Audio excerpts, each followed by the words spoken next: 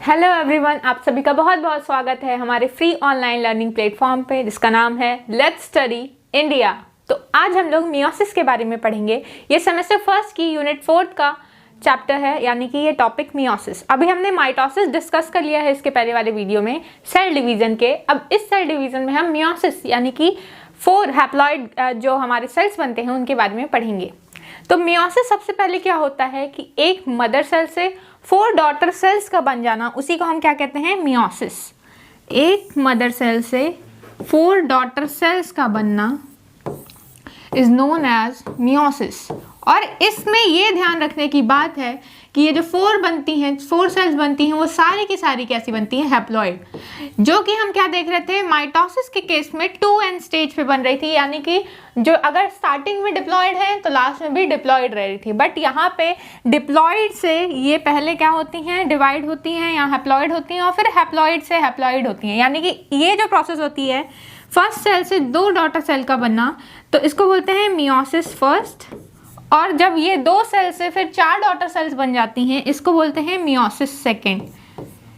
अब जो meiosis first है उसमें क्या हो रहा है, ये डिप्लॉयड स्टेज से हैप्लॉइड बन जा रही है। यानी कि पहले 2n थे, क्रोमोसोम नंबर 46 थे, उससे कितने हो जा रहे हैं, 23। तो इसका मतलब क्या हो रहा है, हाफ हो जा रहे हैं। इसका मतलब यहाँ रिडक्शन हो रहा है। इसीलिए मियोसिस फर्स्ट स्टेज के नाम से इस डिवीजन का नाम रिडक्शन डिवीजन पड़ता है। The reduction is going on, that is why this division is known as reduction division. Reduction division मतलब कि नंबर घट रहा है क्रोमोसोम्स का। देन यहाँ पे जो हाफ 23 नंबर्स हैं, वो चारे 4 जो हमारे बन रहे हैं सेल्स, उन सब में 23 क्रोमोसोम्स आ जाते हैं, 23 in each cell. That is why this meiosis second phase is known as equational division. Equation में क्या हो रहा है, इक्वेशनल है यानी इक्वल है, 23 है तो 23 है। अब क्योंकि फर्स्ट फेज में रिडक्शन हो रहा है, जो कि हम माइटोसिस के केस में नहीं देख रहे थे, इसीलिए मियोसिस को हम बोलते हैं रिडक्शन डिवीजन और माइटोसिस को बोलते हैं इक्वेशनल डिवीजन। तो चलिए आपका टॉपिक हम स्टार्ट करते हैं। यहाँ पे हम इनकी प्रोसेसेस के बारे में जाने देंगे और इनकी हिस्ट्री के बारे में जानेंगे, साथ ही साथ मियोसिस की एप्लीकेशंस भी हम देखेंगे। पहले हम पढ़ते हैं व्हाट इज मियोसिस। मियोसिस क्या है, तो मियोसिस से एक सेल से 4 डॉटर हैप्लॉइड सेल का बनना इज नोन एज मियोसिस। ये जो टर्म है, ये जो मियोसिस वर्ड है, इसका मतलब क्या होता है कि डिवीजन होना, रिडक्शन होना इन नंबर। ये जो टर्म है मियोसिस, वो कॉइन किया गया था अलग साइंटिस्ट द्वारा, और ये जो मियोसिस प्रोसेस है वो ढूंढी गई थी दूसरे साइंटिस्ट के द्वारा। तो सबसे पहले हमारे जो मियोसिस को ढूंढा था वो ढूंढा था हर्टविग ने, ऑस्कर हर्टविग। इन्होंने sea urchin is an Echinodermata. Echinodermata है जिसके अंदर आती है आपकी स्टारफिश, और सी अर्चिन, तो सी अर्चिन के एग के अंदर मियोसिस की प्रोसेस इन्होंने ढूंढी थी। अब ये जो मियोसिस की प्रोसेस होती है वो ज़्यादातर जर्मिनल सेल्स में ही होती हैं। जर्मिनल सेल्स मतलब क्या होता है, गैमेटिक सेल्स, यानी कि स्पर्म और ओवा, इसी के अंदर हैप्लॉइड गैमेट्स बनते हैं। फिर ये जो मियोसिस की प्रोसेस है ऑस्कर हर्टविग ने खोजी, but he can not define it. पहली बार जब इन्होंने देखा तो वो अच्छे से डिफाइन नहीं कर पाए, बट इन्होंने बताया कि हाँ ऐसे हो रहा था कि डिवीजन हो रहा था और लास्ट में 4 सेल्स बन रही थी। हैप्लॉइड और डिप्लॉइड का कॉन्सेप्ट जो है वो बाद में आया।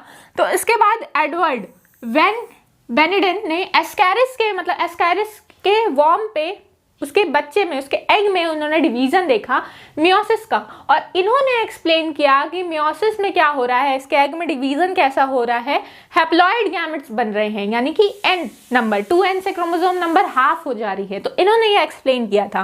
देन हमारे 2 साइंटिस्ट आते हैं, जेबी फार्मर और ई मूरे। ई मूरे का नाम आपको सुनने को मिलता है यहाँ पे। तो ई मूरे जो है, इन्होंने ये टर्म कॉइन किया था मियोसिस। मतलब मियोसिस जो वर्ड है, जो इस टर्म को नाम दिया गया था, वो इन दोनों साइंटिस्ट के नाम पे, मतलब इन दोनों साइंटिस्ट ने दिया था, यानी फार्मर और मूरे ने दिया था। देन ये मियोसिस की हमारी डेफिनेशन हो गई, जो कि हमने समझ लिया है। और इसके बाद ये इसको रिडक्शन डिवीजन के नाम से भी जानते हैं। मियोसिस में 2 प्रोसेस होती है, एक होती है मियोसिस फर्स्ट जिसको हम बोलते हैं रिडक्शनल डिवीजन, और एक होती है मियोसिस सेकेंड जिसे बोलते हैं हम इक्वेशनल डिवीजन। जैसे कि इक्वेशन में मैंने आप लोगों को अभी समझाया था कि कैसे हाउ इट वर्क्स। तो ये ऐसे काम भी करती है कि पहले डिवीजन मियोसिस फर्स्ट को बोलते हैं रिडक्शन डिवीजन, और ये जो सेकंड फेज है वहाँ पे इसको बोलते हैं इक्वेशनल डिवीजन। जैसे माइटोसिस को इक्वेशनल डिवीजन कर रहे थे तो मतलब equal number of gamete transfer हो रही थी, 2n से 2n ही रह जा रही थी। यहाँ पे क्या हो रही है, n से n ही रह जा रही है, मतलब equal number of chromosome transfer हो रहे हैं नेक्स्ट पार्ट में, नेक्स्ट सेल्स में आफ्टर डिवीजन। तो that is known as equational division. इसलिए फर्स्ट मियोसिस फर्स्ट को हम क्या कहते हैं, reduction division. This is the mechanism how it works. क्या होता है, मियोसिस फर्स्ट और मियोसिस सेकंड में सबसे ज्यादा टाइम मियोसिस के प्रोफेज फर्स्ट में लगती है। ज्यादातर टाइम ये लॉन्गेस्ट फेज है। आपको याद रखना है कि लॉन्गेस्ट फेज क्या है, prophase first, prophase first of meiosis. ठीक है, तो मियोसिस फर्स्ट का भी कौन, प्रोफेज फर्स्ट है, उसमें सबसे ज्यादा टाइम लगता है। देन आती है हमारी मेटाफेज, यानी सेंटर पे ये अरेंज हो जाते हैं इक्वेटर पे। देन हमारा क्या होता है, एनाफेज, यानी कि अलग अलग चली जाती हैं नॉन सिस्टर क्रोमैटिड्स। उसके बाद क्या होता है, यहाँ पे देखिए याद रखिएगा, यहाँ नॉन सिस्टर क्रोमैटिड्स अलग हो रही हैं और यहाँ सिस्टर क्रोमैटिड्स अलग होंगी। ये एक एक करके पूरा प्रोसेस मैं आपको डिटेल में समझाने वाली हूँ। अभी आप ये समझिए कि यहाँ पे नॉन सिस्टर क्रोमैटिड्स अलग होती हैं। देन यहाँ पे क्या होता है कि टीलोफेज में 2 न्यूक्लियस बन जाते हैं एक सेल के अंदर। इसके बाद क्या होता है, साइटोकाइनेसिस, यानी कि सेल ही अलग हो जाती है। अब ये न्यूक्लियस अलग हुआ था, अब ये साइटोप्लाज्म भी क्या हो जाएगा, अलग हो जाएगा, और यहाँ क्या हो जाएगी, 2 अलग अलग सेल तैयार हो जाएगी आपकी। तो इसमें पहला फेज होता है कैरियोकाइनेसिस का। कैरियोकाइनेसिस मतलब होता है न्यूक्लियर डिवीजन। ये जो चारों फेज आती हैं, प्रोफेज, मेटाफेज, एनाफेज, टीलोफेज, इसको लर्न करने के लिए मैंने एक ट्रिक भी बताई थी, PM एट वर्क, यानी कि प्रधानमंत्री काम पे लगे हैं। क्या काम पे लगे हैं, यहाँ पे क्या कर रहे हैं, मियोसिस कर रहे हैं। दोनों के प्रोसेसेस के नाम सेम है, तो उसके लिए आपको अलग से मेहनत नहीं करनी पड़ेगी। पी मतलब क्या, प्रोफेज, देन मेटाफेज, देन ए से मतलब PM एट, ए से क्या हो गया, एनाफेज, और टी मतलब टीलोफेज। तो PM एट वर्क, और फिर क्या कर रहे हैं, ये पूरा का पूरा चारों फेज आते हैं कैरियोकाइनेसिस में। मतलब कि कैरियोकाइनेसिस मतलब न्यूक्लियस के अंदर काम हो रहा है। तो ये सब जो हो रहा है न्यूक्लियस के अंदर काम हो रहा है। अभी सेल जो है वो एक ही है। फिर जब होता है साइटोकाइनेसिस, साइटोकाइनेसिस मतलब सेल के अंदर डिवीजन। तो यहाँ पे सेल में डिवीजन हो रहा है, that is why the last phase is known as cytokinesis, मतलब सेल का डिवीजन। देन हमारा आता है मियोसिस सेकंड। देखिए इसके पहले इंटरफेज से स्टार्ट होता है, लेकिन मियोसिस सेकंड में इंटरफेज के बाद, इंटरफेज नहीं होता है इसके पहले, इसके यहाँ इस फेज के बाद डायरेक्ट मियोसिस सेकंड स्टार्ट हो जाती है। इसके पहले इंटरफेज नहीं होता है, मियोसिस फर्स्ट के पहले इंटरफेज होता है, यानी कि यहाँ पे DNA की सिंथेसिस नहीं होती है, यहाँ पे होती है। देन यहाँ पे प्रोफेज सेकंड, मेटाफेज सेकंड, मतलब PM एट वर्क, याद क्या था ये, क्या P से प्रोफेज सेकंड, M से मेटाफेज सेकंड, A से एनाफेज सेकंड एंड T से टीलोफेज सेकंड। इसके बाद होती है हमारी कैरियोकाइनेसिस। ये चारों प्रोसेस जो थी वो किस में आ रही थी, ये आ रही थी हमारी कैरियोकाइनेसिस, मतलब न्यूक्लियस के अंदर डिवीजन हो रहा है, और ये साइटोप्लाज्म के अंदर डिवीजन हो रहा है, मतलब साइटोप्लाज्म अलग हो जा रहे हैं, 2 सेल बना ले रहे हैं। अब एक एक करके सारी प्रोसेस को हम समझते हैं डिटेल में। पहले पढ़ते हैं मियोसिस फर्स्ट क्या होता है। तो मियोसिस फर्स्ट आपको मैंने बता दिया कि क्या होता है। यहाँ पे 2n स्टेज से n नंबर ऑफ क्रोमोसोम्स बनती हैं। अब हम मियोसिस फर्स्ट की पर्टिकुलरली बात करते हैं। तो यहाँ पे मैंने आपको बता दिया था कि कैसे काम करता है ये, इस तरीके से। ये मियोसिस फर्स्ट, अभी हम यहीं तक का डिवीजन पढ़ रहे हैं, ठीक है। तो ये फेज मियोसिस फर्स्ट है। इसमें क्या हो रहा है, 2n स्टेज से n स्टेज बन जा रहा है, मतलब 23 क्रोमोसोम से क्या हो रहा है, n नंबर ऑफ क्रोमोसोम्स बन जा रहे हैं। तो यहाँ पे क्या हो रहा है कि half number of 2 daughter cells बन रही हैं। देखिए 2 डॉटर सेल बन रही है ना मियोसिस फर्स्ट के फेज में, यहीं तक है मियोसिस फर्स्ट। 2 डॉटर सेल बन रही हैं और दोनों में हैप्लॉइड नंबर ऑफ क्रोमोसोम्स जा रहे हैं, यानी कि हाफ नंबर ऑफ क्रोमोसोम जा रहे हैं। अब मियोसिस फर्स्ट के अंदर जो 2 डॉटर सेल्स बन रही हैं उसमें कितने क्रोमोसोम्स हैं, हाफ नंबर के। इसके अंदर मियोसिस फर्स्ट के अंदर क्या होते हैं, 4 फेज होते हैं। एक होता है प्रोफेज, मेटाफेज, एनाफेज, टीलोफेज। अब प्रोफेज जो होता है इसमें से सबसे बड़ा फेज होता है लॉन्गेस्ट फेज, इसके अंदर भी 5 स्टेज आती हैं। ये हमारी पहला, यानी कि प्रोफेज फर्स्ट। प्रोफेज फर्स्ट के अंदर क्या होता है, प्रोफेज के लास्ट में होता है हमारा न्यूक्लियर डिवीजन कंप्लीट हो जाता है, यानी कि साइटोप्लाज्म जो है वो क्या होता है, सॉरी न्यूक्लियर मेम्ब्रेन जो है वो डिसअपियर हो जाएगी और न्यूक्लियोलस डिसअपियर हो जाता है, ठीक है। इसको लर्न करने के लिए भी एक टेक्निक आपको बताती हूँ, बट टेक्निक आप साथ साथ लर्न करते चलेंगे तभी याद होगी, ठीक है। एक ट्रिक बताती हूँ आपको इस 5 फेज को याद करने के लिए। आप इसके याद कर सकते हैं, लता जरा पानी दे दो, ठीक है। तो लता मतलब क्या, लेप्टोटीन, जरा, जाइगोटीन, पानी, पैकिटीन, दे दो में डी से मतलब क्या, डिप्लोटीन, और डाइकाइनेसिस लास्ट में। आपको याद रखना है काइनेसिस लास्ट में हो रही है, क्लीवेज लास्ट में हो रहा है, मतलब डिसअपियरेंस लास्ट टर्मिनल फेज ये है। ठीक, इसके बाद आपको क्या करना है कि याद करना है कि इन फेजेस में होता क्या है। तो इन फेजेस में सबसे पहले आती है आपकी लेप्टोटीन। लेप्टोटीन में क्या होता है, आपका बीड का फॉर्मेशन होता है। अब बीड क्या होती है, तो बीड में क्या होता है, ये जो क्रोमोसोम होता है ना आपका, इसमें बीड्स बन जाती हैं। लेप्टोटीन के फर्स्ट स्टेज में बीड्स बन जाती हैं ये ऐसे, ठीक है। फिर जो आपका आता है जाइगोटीन फेज, इसमें होता है आपका क्रॉसिंग ओवर, ठीक है, सॉरी सिनेप्सिस। सिनेप्सिस क्या होता है, क्रोमोसोम जो होता है, ये जो क्रोमोसोम होता है ये दूसरे क्रोमोसोम के साथ पेयर बना लेता है, मतलब एक क्रोमोसोम के ऊपर दूसरा क्रोमोसोम ऐसे बैठ जाता है, ठीक है। तो इसे बोलते हैं सिनेप्सिस, यानी कि टेट्राड स्ट्रक्चर फॉर्मेशन कर लेता है। तो इस एक क्रोमोसोम ये हो गया, और इसके साथ क्या होता है, एक क्रोमोसोम और हो जाता है इसके जस्ट ऊपर, ठीक है। तो ये क्या होता है, एक दूसरे के साथ बिल्कुल ऐसे प्रेजेंट हो जाते हैं, एक के ऊपर एक। तो ये होता है सिनेप्सिस, मतलब दो क्रोमोसोम एक के ऊपर एक ऐसे बैठ जाते हैं, देन इसी को बोलते हैं सिनेप्सिस। देन आपका पैकिटीन में क्या होता है कि कियास्मेटा का फॉर्मेशन हो जाता है। तो कियास्मेटा का फॉर्मेशन हो जाना, तो व्हाट इज कियास्मेटा, कियास्मेटा, ठीक है, कियास्मेटा का फॉर्मेशन हो जाता है इसमें। यानी कि अब क्या हो रहा है कि क्रॉसिंग ओवर होगी, पहले क्रॉसिंग ओवर होती है फिर कियास्मेटा फॉर्मेशन होता है। तो क्रॉसिंग ओवर, देखिए क्रॉसिंग ओवर, क्रॉस होगा, अब क्या होगा, क्रोमोसोम मटेरियल क्रॉस होगा एक दूसरे के साथ। तो यहाँ पे होता है फिर कियास्मेटा, एंड देन लास्ट स्टेज में डाइकाइनेसिस में होता है आपका टर्मिनेशन, मतलब ये प्रोसेस प्रोफेज की टर्मिनेशन, ये प्रोफेज की जो प्रोसेस है वो खत्म हो जाती है। अब इन सारों को याद करने के लिए भी एक ट्रिक है, पहले आपको एक बार समझा देती हूँ। क्रॉसिंग ओवर में क्या होता है कि ऊपर की ये मान लीजिए ये वाली जो पोर्शन है आपकी क्रोमोसोम की, अब ये है, ये जो क्रोमोसोम है इसका एक पार्ट क्या होगा, वो दूसरे से क्रॉस ओवर जाएगा। इसका मतलब कि अब क्या होगा कि आपका क्रोमोसोम का जो मटेरियल है, न्यूक्लिक मटेरियल, दूसरे वाले से ये वाला पोर्शन जो था दूसरे क्रोमोसोम का था वो इसमें आ जाएगा, और जो दूसरा क्रोमोसोम था इसके ऊपर जो प्लेस था उसमें दूसरे का चला जाएगा, ठीक है। अब उसके अंदर कौन सा पार्ट आ जाएगा, तो उसके अंदर दूसरे वाले क्रोमोसोम का पार्ट आ जाएगा, ये मतलब क्रॉसिंग ओवर हो रहा है। आधा इसका उसमें चला गया, इसका ये वाला पोर्शन कट के इसमें चला गया, और इसका ये वाला पोर्शन कट के इसमें आ गया, क्रॉसिंग ओवर हो गया। देन कियास्मेटा का फॉर्मेशन हो गया। ये सब अभी डिटेल में फिर से समझेंगे, अभी आपको याद करा रही हूँ ट्रिक के थ्रू कि कैसे याद होगा। तो इस सब के लिए ट्रिक होती है, क्या ट्रिक है इसके लिए, तो एक ट्रिक आप याद कर सकते हैं कि बीड का फॉर्मेशन हो रहा है, यानी क्या, bright, the trick is bright sun, bright sun से क्या हो रहा है हमको, देखिए से आपको याद रखना है क्रॉसिंग ओवर है, ठीक है। तो ये आपको याद रखना है कि ब्राइट सन से कैल्शियम का क्या हो रहा है, टर्मिनेशन। आपको याद रखना है कि वैसे तो ब्राइट सन में कैल्शियम बनेगा, बट कैल्शियम क्या हो रहा है, खत्म हो रहा है। तो ब्राइट सन से कैल्शियम खत्म हो रहा है, तो वो कहते हैं ना ज्यादा यूवी लाइट में रहेंगे तो क्या होगा, कोई फायदा नहीं होता है, अब 9 बजे के पहले की धूप में रहिए। तो ब्राइट सन से कैल्शियम का टर्मिनेशन हो रहा है, कैल्शियम खत्म हो जा रही है बॉडी से, टर्मिनेशन हो रहा है। तो ब्राइट बी से क्या है, बीडेड स्ट्रक्चर बन रहा है ऐसा।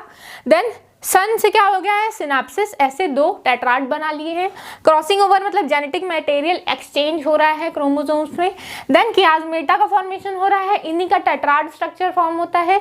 देन हमारा क्या होता है, टर्मिनेशन होता है, मतलब कि अब ये स्टेप खत्म हो जाती है, न्यूक्लियर मेम्ब्रेन डिसअपियर हो जाता है, न्यूक्लियोलस डिसअपियर हो जाता है। एक एक करके ये चारों, इन 5 स्टेज को हम समझेंगे।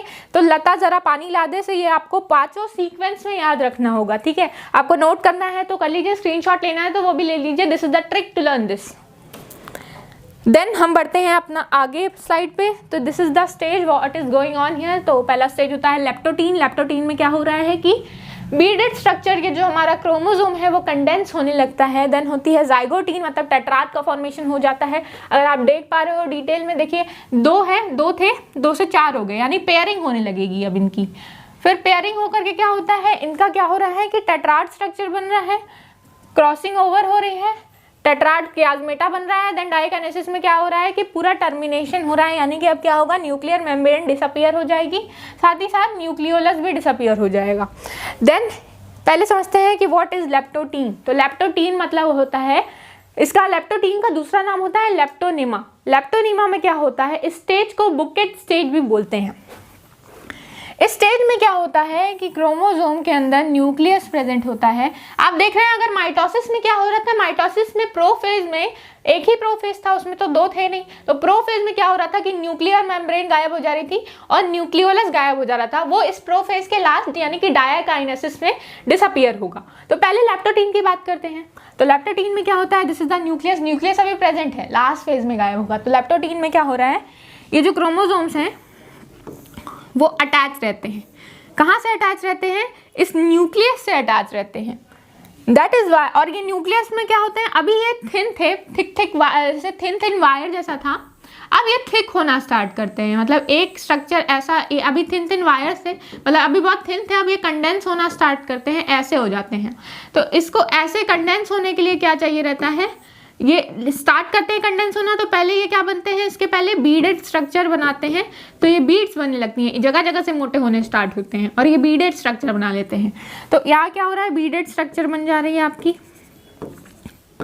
और ये याद रखना है कि लेप्टोटीन के फर्स्ट फेज में ये जो न्यूक्लियर मेम्ब्रेन से क्रोमोसोम अटैच रहती हैं इस तरीके से। और क्योंकि ये बुके जैसा अपीयरेंस दे रहा है, कि ये बुके जैसा अपीयरेंस दे रहा है, इसलिए स्टेज को बुकेट स्टेज भी बोलते हैं, BOUQUET।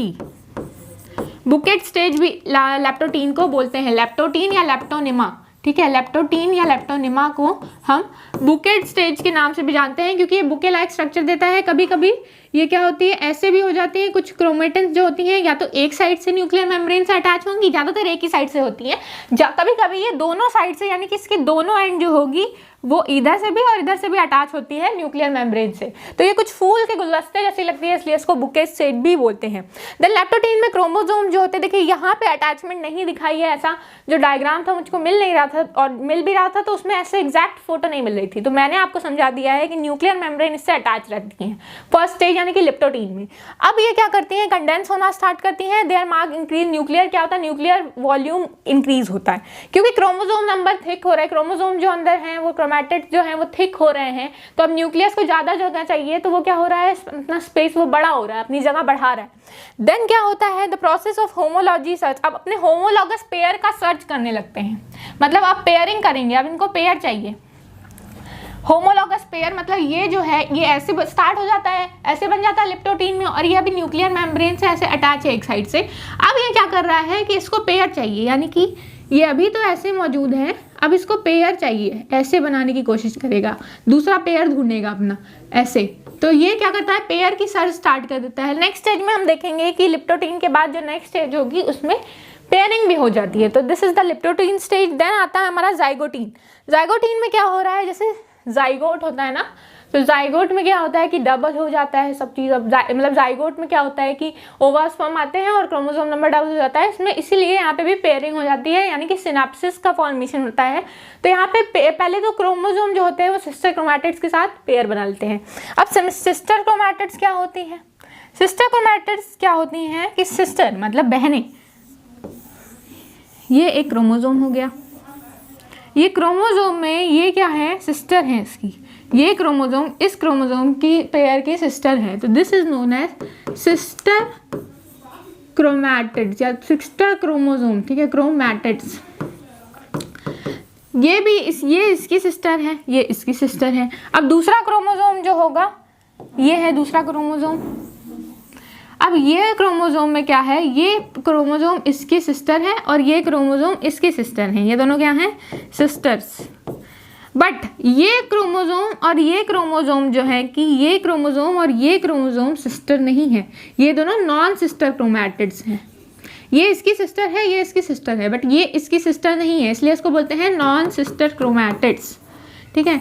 अब इस फेज में क्या होता है ना, सिनाप्सिस का फॉर्म होता है, यानी कि दो क्रोमोसोम बिल्कुल एक के ऊपर एक आ जाते हैं। अगर यहाँ पे देख रहे हैं ये वाला क्रोमोसोम क्या होगा, अब एक सिनाप्सिस फॉर्म करेंगे, मतलब ये, और इसके ऊपर जो आपका है दूसरा क्रोमोसोम बिल्कुल आकर के ठीक यहीं पे बैठेगा, बिल्कुल इसके ऊपर, ठीक है। तो ये हो गया आपका दो सिस्टर एक दूसरे से जुड़ गए। अब टेट्राड स्ट्रक्चर का फॉर्मेशन हो जाता है, यानी एक के ऊपर दूसरी क्रोमोसोम क्या हो रही हैं, बिल्कुल ऐसे चिपक जा रही हैं, ठीक है। ऐसे ही दूसरा पेयर भी पीछे की ओर रहेगा और वो भी ऐसे बिल्कुल, मैं आपको एक साइड से इस साइड से दिखा रही हूँ, लेकिन पीछे ये भी इससे अटैच है। तो दोनों क्रोमोसोम जो हैं एकदम अटैच हो जाते हैं और ऐसा स्ट्रक्चर बनाते हैं। ये होता है टेट्राड फॉर्मेशन। तो अब ये सिनाप्सिस बनाना शुरू कर देते हैं। सिनाप्सिस ये जो होती है और सिनेप्टोनिमल कॉम्प्लेक्स, और ये जो पूरा बनता है इसी को हम बोलते हैं सिनेप्टोनिमल कॉम्प्लेक्स। और सिनाप्सिस वो प्रोसेस है जिसमें ये दोनों आकर के दो अलग अलग क्रोमोसोम एक साथ पेयरिंग कर रहे हैं, और ये पूरा जो कॉम्प्लेक्स बनता है इसको हम बोलते हैं सिनेप्टोनिमल कॉम्प्लेक्स। तो उसका फॉर्मेशन होता है इस फेज में। देन सिनाप्सिस जो होती है वो तीन तरीके की होती है। एक होती है प्रोसेंट्रिक, यानी कि पहले सेंटर से जुड़ेगी, फिर क्या होगी बाद में आगे की ओर जुड़ेगी। तो प्रोसेंट्रिक मतलब पहले यहाँ सेंटर से जुड़ाव होता है दोनों का, दोनों आके बीच से पहले जुड़ जाती हैं, बीच से पहले जुड़ेंगी, उसके बाद जो है इनका एंडिंग जुड़ेगा। तो इसके बाद ये ऊपर की ओर ये जुड़ाव होता है। समझने के लिए मैं यहाँ पे एक बार बता देती हूँ आप लोगों को। देखिए प्रोसेंट्रिक में क्या होता है, पहले बीच का पोर्शन आकर के मिलता है, देन क्या होता है कि ये अभी ये अलग है, ठीक है, ये अलग रहेगा, बट पहले ये जुड़ जाएगा, फिर क्या होगा इन लोगों को, प्रोसेंट्रिक में क्या हो रहा है, पहले सेंटर जुड़ता है, फिर ये साइड भी जुड़ जाती हैं इधर की, ठीक है। तो दिस इज, ये जो जुड़ाव है इस डायरेक्शन में हो रहा है, तो इसी को बोलते हैं प्रोसेंट्रिक सिनेप्सिस।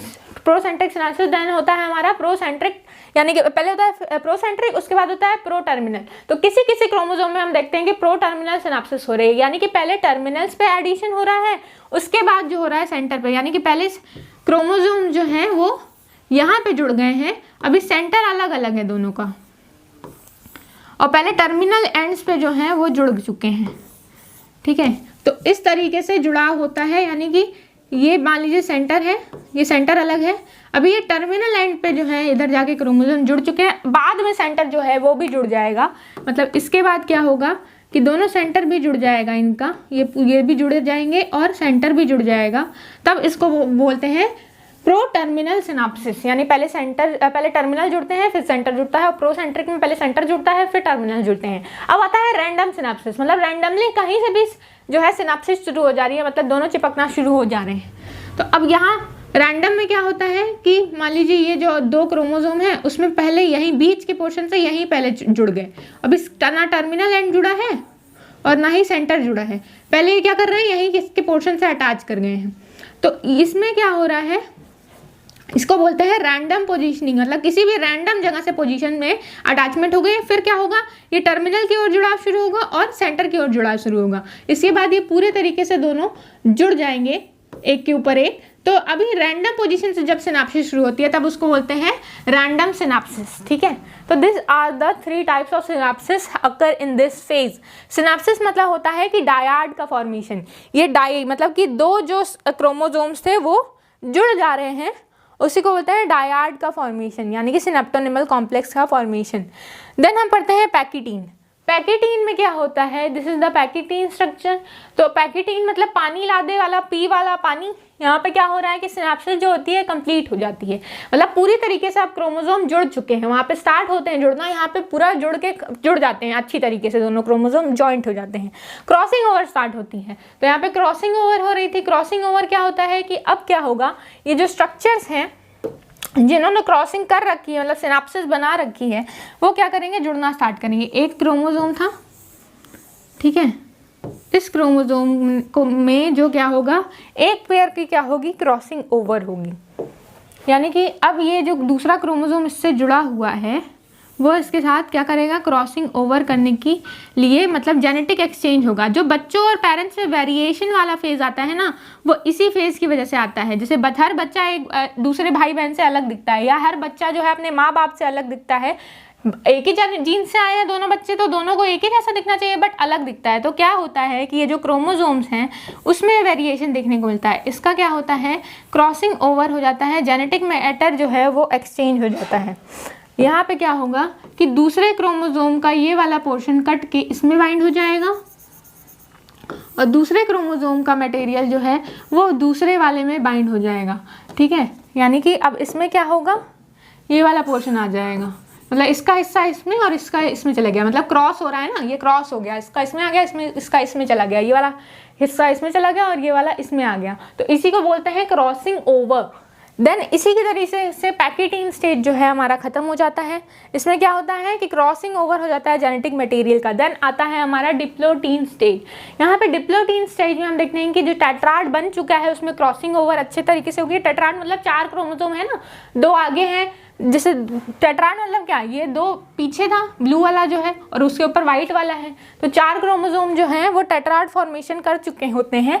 और यहाँ पे क्या होता है कि डीएनए का रिकॉम्बिनेशन कंप्लीट हो चुका होता है, तो मतलब डीएनए अच्छे तरीके से एक्सचेंज हो चुका है, क्रॉसिंग ओवर में रिकॉम्बिनेशन हो चुका है। रिकॉम्बिनेशन से वेरिएशन आता है जिससे ये इवोल्यूशन में हेल्प करता है। धीरे धीरे ये जो है चेंजेस होते होते एक पीढ़ी ऐसी बन जाती है जो पूरी तरीके से मिलियन ईयर्स में इवॉल्व होकर के इसी तरीके से इवोल्यूशन हमारा हुआ है, जिसके लिए मियोसिस जो है रिस्पॉन्सिबल है। माइटोसिस रिस्पॉन्सिबल नहीं है, मियोसिस जो है वो रिस्पॉन्सिबल है फॉर द इवोल्यूशन।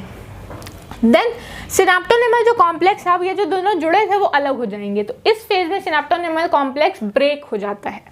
देन हमारा क्या होता है कि the pair of chromatids began to pull apart, ये एक दूसरे से बिल्कुल अलग हो जाते हैं। जैसे कि मैंने बोला कि सिनेप्टोनिमल कॉम्प्लेक्स टूट जाता है, इसलिए क्रोमोसोमल पेयर जो होते हैं वो बिल्कुल सेपरेट हो जाते हैं, लॉन्गिट्यूडनली बिल्कुल अलग अलग हो जाते हैं। देन हमारा जैसे लॉन्गिट्यूडनल डिवीजन हमने पढ़ा था ना ट्राइपैनोसोमा में, उसी तरीके से यहाँ पे बिल्कुल ये अलग अलग हो जाते हैं, दोनों क्रोमोसोम्स नॉर्मल कंडीशन में आ जाते हैं। बट यहाँ पे क्रॉसिंग ओवर हो गई है, आपको याद रखना है, तो ये जो है एक वेरिएशन लेकर के ये क्रोमोसोम्स अलग हुए हैं। देन क्या हो रहा है कि क्याजमेटा का फॉर्मेशन जो हो रहा है कि यहाँ पे देखने को मिल रहा था, क्याजमेटा का फॉर्मेशन हो चुका था, तो क्याजमेटा का फॉर्मेशन होगा, यानी कि क्याजमेटा मतलब होता है कि 2 होमोलॉगस जो होते हैं, बाइवेलेंट अपीयरेंस जो होते हैं, उसमें एक या एक से ज़्यादा पॉइंट से अटैच होते हैं, यानी कि जो अटैचमेंट क्याजमेटा का फॉर्मेशन हुआ है, जो क्रोमोसोम जो है अपने वेरिएशन के साथ जो आए हैं, ये जैसे ये जो है ये ब्लू कलर का पेयरिंग ले लिया है और ये आ गया हमारा वाइट क्रोमोसोम के साथ, तो यही होता है क्याजमेटा का फॉर्मेशन। दिस इज द क्याजमेटा, ऐसा बन जाता है। इसी के साथ हमारा डिप्लोटीन स्टेज भी खत्म होता है, इसको डिप्लोनिमा के नाम से भी जानते हैं। वैसे ही हर फेज, जैसे पैकेटीन है तो पैकेनिमा बोलेंगे, जाइगोटीन है तो जाइगोनिमा बोलेंगे, लिप्टोटीन है तो लिप्टोनिमा बोलेंगे। देन आता हमारा डायकाइनेसिस, इसका एक ही नाम है और ये बिल्कुल प्रोफेज फर्स्ट से मिलता है, किसके, माइटोसिस से। ये इसमें क्या होता है कि न्यूक्लियोलस जो होता है यहाँ पे वो डिसअपियर हो जाता है और न्यूक्लियर मेम्ब्रेन जो होती हैं वो भी डिसअपियर हो जाती हैं। ठीक है, न्यूक्लियर मेम्ब्रेन और न्यूक्लियोलस दोनों क्या हो जाते हैं, डिसअपियर हो जाते हैं। यहाँ पे दिखा नहीं, आपको दिखाना होगा कि डिसअपियर हो जा रहे हैं और जो क्रोमोसोम मटेरियल है वो बाहर की ओर फैल जा रहा है। देन सेंट्रियोल्स जो होते हैं वो अपोजिट पोजीशन पे पहुंच जाते हैं। अब सेंट्रियोल्स क्या होते हैं, तो सेंट्रियोल्स जो होते हैं वो क्या करते हैं, स्पिंडल फाइबर्स रिलीज करते हैं। स्पिंडल फाइबर्स के क्रोमोसोम में पेयर में प्रेजेंट होते हैं, यानी कि क्या होता है, ये पेयर्स में होते हैं ऐसे। ये क्रोमोसोम, ये एक सेल हो गई, सेल के अंदर ये जो न्यूक्लियस है, मतलब न्यूक्लियर मेम्ब्रेन डिसअपियर हो जाएगा। ये जो क्रोमोसोम्स हैं वो क्या होता है, क्रॉसिंग ओवर के साथ यहाँ पे प्रेजेंट हो जाएंगे। ठीक है, अब क्या होगा, यहाँ पे जो मटेरियल है, दिस इज द सेंट्रोमियर। और सेंट्रोमियर जो होते हैं हमेशा डबल इन नंबर होते हैं, 2 यहाँ हैं और 2 अपोजिट डायरेक्शन में पहुँच जाएंगे। ठीक है, अब ये जो सेंट्रोमियर है वो एक इस ऐसे सर्कल के अंदर होते हैं, ठीक है, जिसमें से निकलती हैं स्पिंडल फाइबर्स। स्पिंडल फाइबर्स आकर के अटैच हो जाती हैं और इसको 2 क्रोमोसोम्स को अलग कर लेती हैं। अब यहाँ पे जो क्रोमोसोम्स हैं, क्योंकि टेट्राड जैसे थोड़े एक साथ रहते हैं, तो ये जो होती है नॉन सिस्टर क्रोमैटिड्स को अलग करते हैं। एक क्रोमोसोम उधर जाएगा, एक इधर जाएगा, एक क्रोमोसोम उधर, एक क्रोमोसोम इधर। ऐसे 46 से क्या होता है, 23 इधर चले जाते हैं और 23 इधर चले जाते हैं। इस वजह से क्या होता है कि क्रोमोसोम नंबर हाफ हो जाता है यहाँ पे। अब ये होता है सेंट्रियोल, ये देखिए 2 इधर हैं और 2 इधर है। और इसमें से निकलते हैं स्पिंडल फाइबर। एक स्पिंडल फाइबर मतलब क्या था, जो ग्रुप में निकल रहे हैं इसको बोलते हैं स्पिंडल फाइबर, और एक को हम देखेंगे तो इसको बोलते हैं माइक्रोट्यूब्यूल, ठीक है। और माइक्रोट्यूब्यूल से ग्रुप को हम क्या बोलते हैं, स्पिंडल फाइबर्स। और ये जो है हमारा, ये जैसे क्रोमोसोम होता है, क्रोमोसोम का जो सेंटर होता है उसको हम क्या बोलते हैं, सेंट्रोमियर, सेंट्रोमियर। बट यहाँ पे जो ये जो 2 सेंट्रियोल्स हैं, पहले ये सेंट्रियोल्स हैं, 2 सेंट्रियोल्स।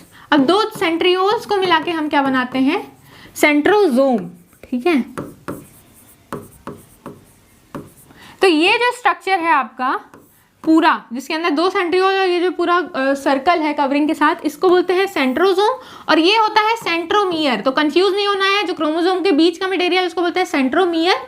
इसी के अंदर 2 काइनेटिक और होते हैं, एक इधर एक इधर। और इसमें क्या होता है कि, और ये होता है हमारा सेंट्रोजोम जिसके अंदर सेंट्रियोल्स होते हैं। तो 2 सेंट्रोजोम होते हैं, एक सेंट्रोजोम का पूरा इधर, एक सेंट्रोजोम इधर। और इसके अंदर 2 सेंट्रियोल्स होते हैं और इसके अंदर भी 2 सेंट्रियोल्स होते हैं। मतलब एक सेल के अंदर 4 सेंट्रियोल हो गया, 2 इधर 2 इधर 4। और ये पूरा जो पूरा कॉम्प्लेक्स है उसको सेंट्रोजोम बोलते हैं। तो ये होते हैं बेसिक्स। तो हमारी जो सेंट्रियोल्स होती हैं यानी कि सेंट्रोजोम्स होते हैं, वो अपोजिट डायरेक्शन में पहुंच जाते हैं। तो सेंट्रियोल बोल रही हूँ चाहे सेंट्रोजोम हो बोल रही हूँ, आपको समझ में आ गया होगा कि ये अपोजिट डायरेक्शन में पहुंच जाते हैं। एक इस साइड चला जाता है और दूसरा अपोजिट साइड पर चला जाता है। उसके बाद न्यूक्लियर मेम्ब्रेन और न्यूक्लियोलस गायब हो जाता है। तो ये होता है पूरा डाइकाइनेसिस, यानी कि ये जो डाइकाइनेसिस था, टर्मिनेशन हो रही है, प्रोफेज फर्स्ट की टर्मिनेशन हो रही है। इसके बाद जो प्रोसेस होती है इसमें, इसके बाद इसके स्पिंडल फाइबर्स जो होते हैं वो निकलते हैं, और स्पिंडल फाइबर्स निकलना स्टार्ट हो जाते हैं हमारे सेंट्रियोल्स से, और ऑर्गेनाइज होते हैं और क्रोमोसोम से अटैच होना शुरू हो जाते हैं, और पूरी तरीके से अटैच हो जाते हैं हमारे मेटाफेज में। मेटाफेज जो होता है, मेटाफेज फर्स्ट, अगर आपने माइटोसिस का वीडियो देखा होगा तो उसमें भी देखा होगा कि कैसे होता है ये फेज। तो इसमें क्या हो रहा है कि स्पिंडल फाइबर जो आकर के अटैच हो जाती हैं, यहाँ पे अटैच हो गई हैं। और ये जो मेटाफेज में इक्वेटर पे क्रोमोसोम सारे के सारे 46 के 46 सेंटर में आगे प्रेजेंट हो जाते हैं। तो एक ह्यूमन है, उसमें क्या होता है, क्रोमोसोम्स होते हैं। जैसे कि मियोसिस के प्रोसेस में एग्जैक्टली क्या होता है कि दिस इज द मदर, और मदर किसे जो मैरी करते हैं यानी कि फादर, ठीक है। तो मदर फादर होते हैं, और हर बच्चे के अंदर इनका होगा एक चाइल्ड, और हर बच्चे के अंदर कितने, हर पर्सन के अंदर कितने क्रोमोसोम्स होते हैं, 46 46 46। और एक बच्चे के अंदर जो भी जीन्स आती हैं ना, वो उसके माता पिता से ही आती हैं। यानी कि 23 इसके मम्मी से आएंगी और 23 इसके पापा से आएंगी। अब ये 46 से 23 हो कैसे रहे हैं, तो ये हो रहे हैं मियोसिस के द्वारा। अब 23 और 23 मिलके कितने बना लेंगे, 46, ठीक है। इस वजह से ये क्या हो रहा है कि मियोसिस होनी ज़रूरी है। मदर में क्या बनेगा, ओवा, इसकी गैमेट है ना, मैंने बताया था गैमेटिक सेल में क्या हो रही है, गैमेट है कौन सी है, ओवा। मैंने बताया था कि गैमेट्स में क्या होता है, फॉर्मेशन होता है कि यानी कि हाफ नंबर हो जाते हैं जर्म सेल्स में, और ये गैमेट यहाँ पे स्पर्म बनता है। स्पर्म में कितने हो जाते हैं, 23। This is the sperm, sperm is also a gamete. तो गैमेट फॉर्मेशन में मैंने बताया था क्रोमोसोम नंबर हाफ हो जाते हैं, 23 हो जाते हैं। अब हम यहाँ पे देखने वाली बात ये है कि ये जो मदर है उनको कौन, नाना नानी जानते हो आप, क्योंकि इंग्लिश में ग्रैंडफादर ग्रैंड मदर ही बोलेंगे, तो पैटर्नल और मैटर्नल ग्रैंडफादर ग्रैंड मदर उतना लिखने से अच्छा मैं लिख देती हूँ नाना, नाना और नानी, ठीक है। इनसे इनका कैरेक्टर आया होगा, मतलब इनके में से क्रोमोसोम आए होंगे और इनके में से क्रोमोसोम आए होंगे, 23 नाना से और 23 नानी से। देन पापा में क्या है, दादा और दादी से। तो दादा से कितने आए होंगे, 23, और दादी से कितने आए होंगे, 23, ठीक है। अब ये जो 46 क्रोमोसोम्स होते हैं, जो 46 इन नंबर है ना, वो किस वजह से आ रहा है बच्चों, तो इसमें 46 जो क्रोमोसोम्स हैं उसमें से 22 यानी 23 पेयर्स होते हैं, 23 पेयर्स। पेयर्स क्या हो रहा है, पेयर्स किसको बोलते हैं, तो ये हो गया एक क्रोमोसोम और ये हो गई इसकी पेयर। तो ऐसे एक पेयर हो गई, ये एक पेयर है। ऐसे कितने पेयर प्रेजेंट होते हैं, 23 पेयर्स, यानी कि क्रोमोसोम अलग अलग कितने हो गए, 46, ठीक है। तो ये 23 पेयर्स होते हैं, ऐसे ऐसे, ये एक पेयर है, ऐसे ही 23 होते हैं। इसमें से भी 22 क्या होते हैं, हमारे ऑटोजोम्स होते हैं, ऑटोजोम्स, जिसको हम बोलते हैं सोमैटिक सेल्स, ठीक है। और क्या होता है इसमें से 22 पेयर्स। अब बोल रहे हैं मैम आप 23 क्या कर दिया, तो आपको भी पता है कि 23 क्या होती है। तो 23 यानी कि 1 पेयर जो होता है वो क्या होता है, गैमेट फॉर्मेशन करता है। यानी कि अगर यहाँ पे मदर है तो मदर के केस में क्या होगा, एक्स और एक्स सेम होगा। मदर कैसे होती है, सेम क्रोमोजोम रखती हैं, ठीक है। अब जैसे मदर क्या होती है कि आपको प्यार ही करेंगे किसी भी कंडीशन में, लेकिन फादर के अंदर 2 क्रोमोजोम यानी 22 पेयर्स क्या होते हैं, ऑटोजोम्स, और 1 पेयर कितने होता है, सेक्स गैमेट, है ना, यानी कि सेक्सुअल क्रोमोजोम 1 पेयर। अब पेयर ये जो होता है इसमें क्या होता है, एक्स और वाई। अब ये एक्स जो है वाई, मतलब फादर क्या करते हैं, आपको कभी गुस्सा भी कर लेते हैं और कभी क्या करते हैं, प्यार से भी बात कर लेते हैं, जब जैसी जरूरत पड़ती है वैसे आपको ट्रीट करते हैं। तो ये एक्स और वाई होता है, और मम्मी में दोनों एक्स होते हैं।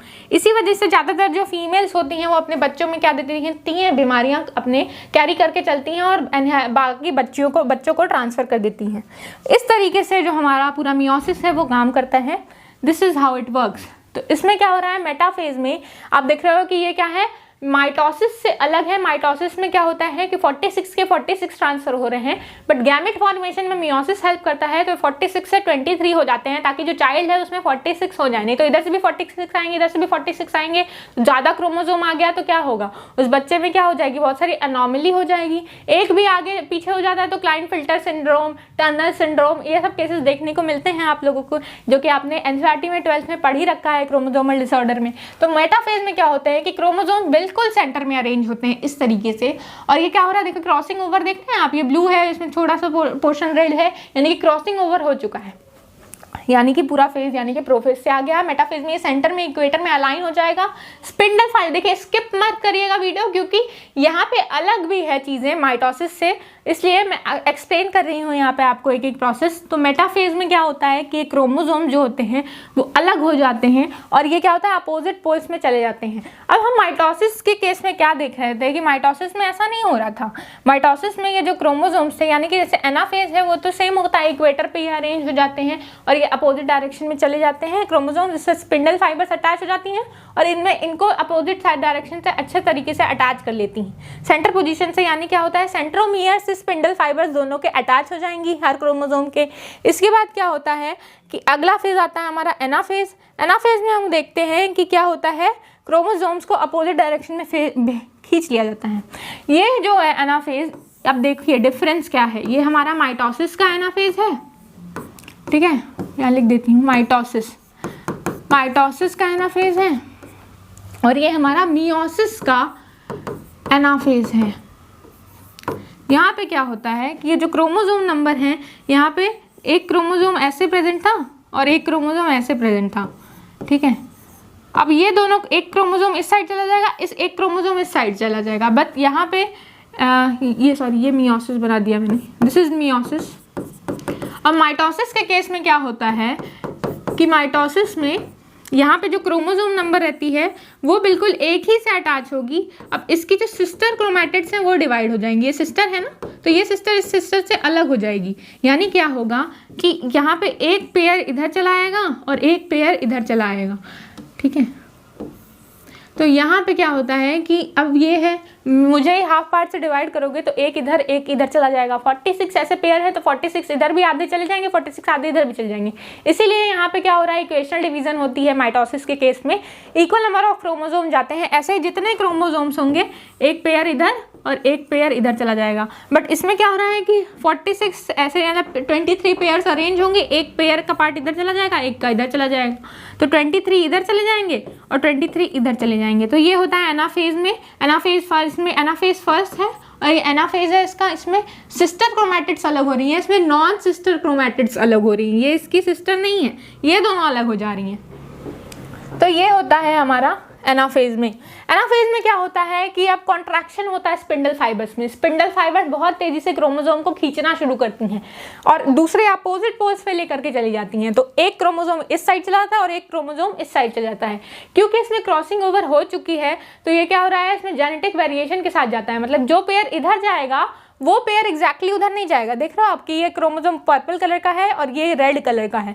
अलग अलग कलर से दिखाने का मतलब है कि इनके अंदर अलग कैरेक्टरिस्टिक्स हैं, अलग जीन्स हैं, अलग डीएनए है और जो भी जा रहा है, जैसे यहाँ पे भी रेड जा रहा है, बट इसका जो ये वाला पोर्शन है वो क्या है, उसमें चेंजेस है, यानी कि उसमें क्रॉसिंग ओवर हुई है। बट इस वाले क्रोमोसोम में यहाँ का पोर्शन जीन्स में गायब हुआ है, यहाँ पे जो कैरेक्टर थे वो गायब हुए और उसमें दूसरा कैरेक्टर आ गया है।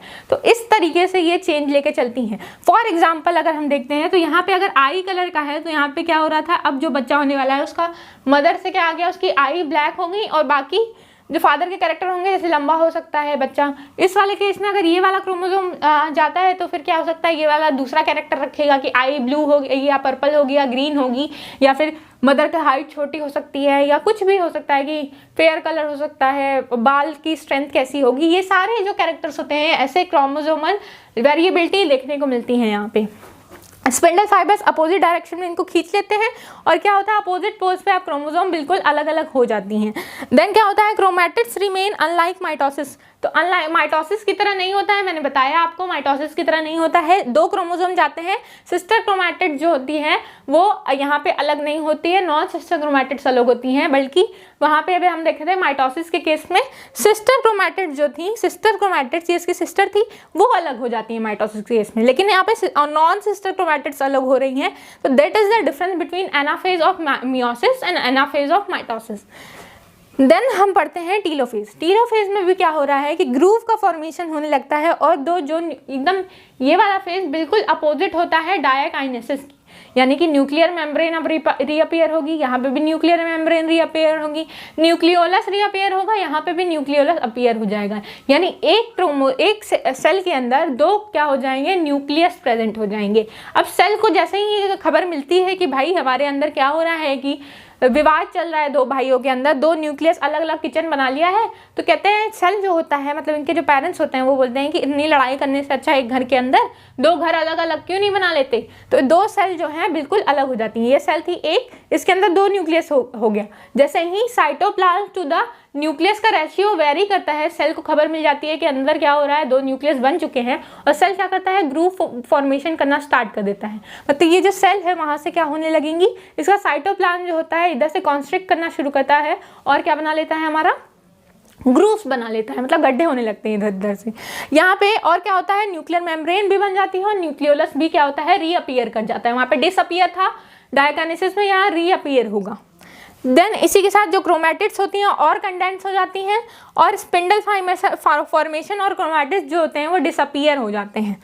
देन हमारा होता है साइटोकाइनेसिस। साइटोकाइनेसिस, साइटो मतलब सेल और काइनेसिस मतलब डिवीजन। इसके पहले जो भी हम पढ़ते प्रोफेज, मेटाफेज, एनाफेज, टीलोफेज, वो सारे थे कैरियोकाइनेसिस। न्यूक्लियस के अंदर सारी चीजें हो रही थी, मतलब एक घर के अंदर ही सब काम हो रहा था। बट अब घर, अभी क्या हो रहा, लड़ाई हो रही थी, पटका पटकी हो रही थी, सब घर के अंदर हो रहा था। अब घर अलग कर देंगे, मतलब एक भाई दूसरे घर में रहेगा, दूसरा भाई दूसरे घर में रहेगा। अब यहाँ पे क्या हो रहा है कि सेल का डिवीजन हो रहा है। ये सेल ऐसे ग्रूव जो बनाई थी वो बिल्कुल ग्रूव एकदम बढ़ जाएगा और दो सेल बिल्कुल अलग हो जाएंगी। तो यहाँ पे भी क्या हो रहा है, साइटोप्लाज्म जो होता है ग्रूव बनते बनते दो सेल एकदम अलग अलग हो गई और दो सेल का फॉर्मेशन हो गया। इसी तरीके से जो न्यूक्लियस था वो तो बन गया था, अब बाहर साइटोप्लाज्म के साथ दो सेल बन जाएंगी। तो दिस इज द साइटोकाइनेसिस। इसके बाद हम पढ़ते हैं कि यानी ये तो आपका मियोसिस फर्स्ट, देन आता है आपका मियोसिस सेकेंड। मियोसिस सेकेंड में हम क्या देख रहे हैं कि ये जो क्रोमोसोम नंबर थी, यहाँ पे देखिए हाफ हो गई थी, यहाँ 4 है तो यहाँ दो आ गई हैं, यानी कि 46 होंगी तो यहाँ 23 आ जाएंगी। तो इसके साथ जो आपका मियोसिस फर्स्ट है वो खत्म होता है। मियोसिस सेकेंड में देखते हैं कि क्या होता है। तो मियोसिस सेकेंड में यही जो सिस्टर क्रोमैटिड्स हैं वो अलग हो जाएंगी। देखिए 4 था, 4 में से एक इसका हाफ इस साइड चला गया और इसका भी हाफ इस साइड चला गया, देन इसका हाफ इधर और इस वाले क्रोमोसोम का भी हाफ इधर चला गया। देखते हैं क्या होता है। यहाँ पे आते हैं हमारा फेज यानी कि मियोसिस सेकेंड पे। मियोसिस सेकेंड में पहला फेज क्या होता है, यहाँ होता है प्रोफेज सेकेंड। प्रोफेज सेकेंड में न्यूक्लियोलर मेम्ब्रेन यानी कि न्यूक्लियस की कवरिंग और न्यूक्लियोलस जो होता है वो डिसअपियर हो जाता है और क्रोमोसोम जो होते हैं कंडेंस होने लगते हैं। ये जो क्रोमोसोम्स यहाँ से जो बन के आए थे उन दोनों सेल के अंदर जो क्रोमोसोम्स होते हैं वो कंडेंस होने लगते हैं। फिर क्या होता है कि सेकेंड फेज आती है यानी कि मेटाफेज के बाद क्या, प्रोफेज के बाद मेटाफेज। मेटाफेज में ये जो क्रोमोसोम्स होते हैं बिल्कुल इक्वेटर पे यानी कि सेंटर में प्रेजेंट हो जाते हैं। इस सेल में भी सेंटर पे आ जाएंगे, इस सेल में भी सेंटर पे आ जाएंगे। स्पिंडल फाइबर्स यानी कि जो हमारी क्रोमैटिड्स थी वो अपोजिट डायरेक्शन में प्रेजेंट हो जाती हैं। क्रोमोसोम जो होते हैं अपोजिट डायरेक्शन में प्रेजेंट हो जाते हैं, उसमें से स्पिंडल फाइबर्स निकलने लगते हैं। ये जो फाइबर्स है जो निकल रहे हैं अटैच होने के लिए उसको कह रहे हैं स्पिंडल फाइबर्स, और ये क्रोमोसोम के सेंटर से यानी कि सेंट्रोमियर से जाकर के अटैच हो जाते हैं स्पिंडल फाइबर्स हर क्रोमोसोम के क्या होता है, सेंटर पोजीशन से जाकर के अटैच होते हैं ये स्पिंडल फाइबर्स। ये क्या होगा, ये है सेंट्रोमियर, क्रोमोसोम था, क्रोमोसोम का ये होता है सेंट्रोमियर और ये होते हैं, इसमें से निकलती है ये क्या है, स्पिंडल फाइबर्स। तो एक तरफ से इधर से अटैच होती है और एक तरफ इधर से अटैच होती है। इसी को बोलते हैं क्या, हमारा क्या है, ये सेंट्रोजोम और ये है सेंट्रोमियर। तो कंफ्यूज नहीं होना है, क्रोमोसोम के बीच में है सेंट्रोमियर और यहाँ पे क्या है, ये है सेंट्रोजोम्स। जैसे ही अटैच होता है दोनों साइड यही केस हो रहा है, फिर क्या हो रहा है कि ये क्रोमोसोम्स एनाफेज में अलग अलग हो रही हैं। आपको देखिए ये बिल्कुल कैसा होता है, बिल्कुल सेम टू सेम होता है माइटोसिस की तरह, इसीलिए इसको भी इक्वेशनल डिवीजन के नाम से जानते हैं, मियोसिस सेकेंड को। यानी कि यहाँ पे देखिए क्रोमोसोम्स अलग हो रहे थे, नॉन सिस्टर क्रोमैटिड्स अलग हो रही थी, यहाँ पे सिस्टर क्रोमैटिड्स अलग हो रही है। बिल्कुल कैसा हो रहा है, माइटोसिस के एनाफेज की तरह सिस्टर क्रोमैटिड्स जो हमारी क्रोमोसोम थी ना, तो क्रोमोसोम में एक पेयर कैसा था, बिल्कुल ऐसा था, ठीक है, ऐसा प्रेजेंट था ना, एक इसने क्रॉसिंग ओवर कर रखा था एक पैर, और दूसरा क्रोमोसोम जो था वो कैसा था, वो ऐसा था।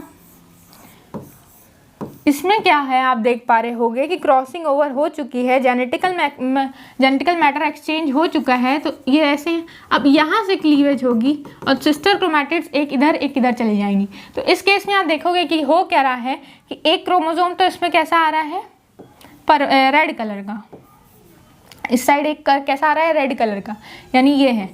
फिर एक कैसा आ रहा है, ये वाला पेयर यानी कि ब्लू कलर का, तो एक ब्लू कलर का आ रहा है। बट यहाँ पे क्या देख रहे हो, इधर जो क्रोमोसोम गया है उसमें कैसा है, ये जो क्रोमोसोम ये वाला पेयर गया है इस साइड वाला, उसमें ये पेयर तो ऐसा है, बट दूसरा पेयर क्या है, यहाँ पे पिंक कलर का आ रहा है ना।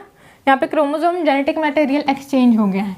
और दूसरे वाले में भी आप देख रहे हो कि इधर ये वाला पोर्शन गया है, यानी कि एक ऐसा है और दूसरे का पेयर, दूसरे का जो क्रोमोसोम का पार्ट है वो क्या है, क्रॉसिंग ओवर की वजह से ऐसा हो गया है। तो ये तो नॉर्मल गए हैं एक साइड वाले, ये वाले, और ये इधर क्या है, क्रॉसिंग ओवर के। तो आप देख पा रहे हो कि हर क्रोमोसोम एक दूसरे से अलग है। ये पूरा पर्पल है, इसमें थोड़ी सी चेंज है, ये पूरा रेड है, इसमें थोड़ी सी चेंज है। तो ये हर क्रोमोसोम एक दूसरे से अलग है, और हर जो क्रोमोसोम का जो हर सेल होगी उसमें हर अलग क्रोमोसोम जाएगा, जिसकी वजह से हम देखते हैं कि हर बच्चा एक बच्चे से दूसरे बच्चे से अलग होता है। कौन सा पेयर हर बच्चे में जाएगा वो वेरी करता है। इवन जो ट्विंस होते हैं वो भी एक दूसरे जैसे दिखते हैं, किसी किसी केस में आइडेंटिकल ट्विंस, लेकिन जो नॉन आइडेंटिकल ट्विंस होते हैं वो भी एक जैसे नहीं दिखते। तो इस वजह से नहीं दिखते हैं कि जो दो सेल्स बनती हैं, वो जो मदर सेल से दो सेल्स बनती हैं, दो गैमेट का फॉर्मेशन होता है, उसके अंदर जो क्रॉसिंग ओवर की वजह से क्रोमोसोम जो होता है बिल्कुल अलग दिखता है। फिर क्या होता है, ये अलग अलग डायरेक्शन में चल गया, जैसे ही जाता है फिर क्या होता है, टीलोफेज, यानी कि अब क्या होगा, जो हमारा न्यूक्लियस है यानी कि न्यूक्लियस फॉर्मेशन होगा, इसके अंदर न्यूक्लियर मेम्ब्रेन जो होगी वो रीअपियर हो जाएगी, न्यूक्लियोलस रीअपियर हो जाएगा। देन एक सेल, यानी कि अभी तो ये न्यूक्लियस के अंदर सारा काम हो रहा था, न्यूक्लियस के अंदर जो होना था हो रहा था, कैरियोकाइनेसिस हो रही थी, मतलब न्यूक्लियस का डिवीजन हो रहा था। अब होगी साइटोकाइनेसिस यानी सेल का डिवीजन। अब ये जैसे ही न्यूक्लियस टू साइटोप्लाज्म का रेशियो वेरी करता है, यहाँ पे क्या होता है, दो सेल बन जाती है। अब देख रहे हैं हम कि कोई किसी में कैसा क्रोमोसोम आ रहा है, पर्पल वाला, ठीक है, और ये क्या है, 23 पेयर्स ऐसे आ रहे हैं, और किसी में हम देख रहे हैं कैसा आ रहा है, ये वाला क्रोमोसोम, ठीक है। किसी में हम कैसा देख रहे हैं, कैसा क्रोमोसोम आ रहा है, इस वाले सेल में ये है, और इसका पार्ट हाफ कैसा है, ऐसा, और यहाँ पे भी ऐसा ही होगा, यानी कि यहाँ पे दूसरा क्रोमोसोम आएगा, ये जो होगा वो ऐसा होगा, ठीक है। इस तरीके से हर सेल में अलग क्रोमोसोम जा रहा है, हर कैरेक्टर उसके हर क्रोमोसोम में अलग कैरेक्टर है। इस तरीके से जो हमारा है मियोसिस कंप्लीट होता है, जो कि वेरिएशन के लिए रिस्पॉन्सिबल होता है, जो कि अल्टीमेटली रिजल्ट होता है into after long period of time it results into evolution. Then what is its significance, यहाँ मियोसिस होगा कि मियोसिस की क्या सिग्निफिकेंस है, how it is important, why it is use and how it is use and where it is use. तो what is the significance of meiosis, कहाँ काम आता है ये हमारे। तो सबसे पहला यूज है कि ये गैमेटिक सेल्स के फॉर्मेशन में काम आता है, गैमेट्स बनाने के काम आता है। देन ये वेरिएशन लाता है, यानी कि इवोल्यूशन करता है, तो पर्सन टू पर्सन वेरिएशन। जैसे हमारा सेल है, ये सेल बिल्कुल इस सेल की तरह दिख रहा है, ये पूरी सेल जितनी है डिवीजन के बाद एक जैसी दिख रही है, बट हर इंडिविजुअल एक दूसरे से अलग होता है मियोसिस की वजह से। तो ये क्या लाता है, वेरिएशन लाता है, जेनेटिक मटेरियल का एक्सचेंज करता है, क्रॉसिंग ओवर लाता है। क्रॉसिंग ओवर की वजह से क्या हो रही है, क्रॉसिंग ओवर हो रही है, इसलिए क्या हो रहा है, इवोल्यूशन हो रहा है, यानी कि वेरिएशन की वजह से इवोल्यूशन हो रहा है। देन मियोसिस से क्या होता है, डिप्लॉयड सेल से हैप्लॉयड सेल्स बन जाती हैं। लेकिन वहाँ पे क्या देख रहे थे, हैप्लॉयड, तो हैप्लॉयड ही बन रही थी, या क्या होता है ज़्यादातर केस में क्या होता है कि 2n से 2n के केस यानी डिप्लॉयड से डिप्लॉयड की केस ही बनती है माइटोसिस में। यहाँ क्या हो रहा है, हैप्लॉयड बनता है डिप्लॉयड से, ये आपको याद रखना है कि डिप्लॉयड से हैप्लॉयड की कंडीशन बनती है। देन ये क्या होता है कि सेग्रीगेशन जो होता है वो इंडिपेंडेंस होता है, यानी कि आपने जैसे मेंडल का लॉ पढ़ा होगा कि लॉ ऑफ इंडिपेंडेंट असॉर्टमेंट, वैसे ही यहाँ पे क्या हो रहा है कि हर क्रोमोसोम एक दूसरे से इंडिपेंडेंट है और इंडिपेंडेंटली सेग्रीगेट हो जाएंगे, अलग अलग हो जाएंगे। और क्या है, it restricted the multiplication of chromosomes and number and maintain the stability of the species. Species की स्टेबिलिटी बनाने के लिए बहुत ही ज़रूरी है कि वेरिएशन आए उसमें, हर जो पर्सन है वो दूसरे से थोड़ा सा उसमें वेरी करे। जैसे हर जो शेर होता है ना या टाइगर होता है ना, तो हर टाइगर जो होता है उसके ऊपर जो धारियाँ होती हैं, या हर जो जैबरा होता है उसके ऊपर जो धारियाँ होती हैं वो बिल्कुल अलग होती है। जैसे हर पर्सन का फिंगरप्रिंट एक दूसरे से अलग होता है, हर पर्सन का चेहरा एक दूसरे से अलग होता है, वैसे ही हर शेर की धारी भी एक दूसरे से अलग होती है। तो ये इसका रिजल्ट कौन है, मियोसिस की वजह से ऐसा होता है। तो ये हमारे स्पीशीज में स्टेबिलिटी लाती है। देन मैटरनल और पैटर्नल क्रोमोसोम जब एक्सचेंज होते हैं तो क्या होता है, कभी कभी गलती भी हो सकती है और उसमें क्या होता है, वेरिएशन जो होता है बुरा भी हो सकता है, कभी कभी वेरिएशन अच्छा भी हो सकता है, जिससे इवोल्यूशन होता है, यानी कि आने वाली पीढ़ी क्या होती है, कहते हैं कि सर्वाइवल ऑफ द फिटेस्ट। जो क्रोमोसोम अच्छा होता है वो पीढ़ी दर पीढ़ी जाता रहता है, उसमें ऐसे ऐसे चेंजेस होते जाते हैं जो अडाप्शन के साथ साथ बढ़ते जाते हैं, और हर पीढ़ी में ऐसा क्रोमोसोम आता जाता है जो पहले वाले से थोड़ा डिफर करता है, और एट लास्ट ऐसी स्पीशीज तैयार हो जाती है आफ्टर मिलियन ऑफ ईयर कि हम देखते हैं कि इवोल्यूशन हो गया। जैसे हम पढ़ रहे थे कि पॉरीफेरा जो थे वहाँ से प्रोटोजोआ से लाइफ स्टार्ट हो रही है, मोनेरा से स्टार्ट हो रही है, बैक्टीरिया से स्टार्ट हो रही है, और अब जाके मैमल्स बन गए हैं। मैमल्स कैसे हैं, ह्यूमंस क्या हैं, मोस्ट कॉम्प्लेक्स। तो हमारा जन्म तो कहते हैं अल्टीमेटली वहीं से जो है इवोल्यूशन होते होते आया है। तो ये मियोसिस की वजह से ही पॉसिबल हो पाया है। तो इसी के साथ हमारा टॉपिक खत्म होता है। मिलते हैं नेक्स्ट टॉपिक के साथ। टिल देन पढ़ाई करते रहिए। Thank you so much.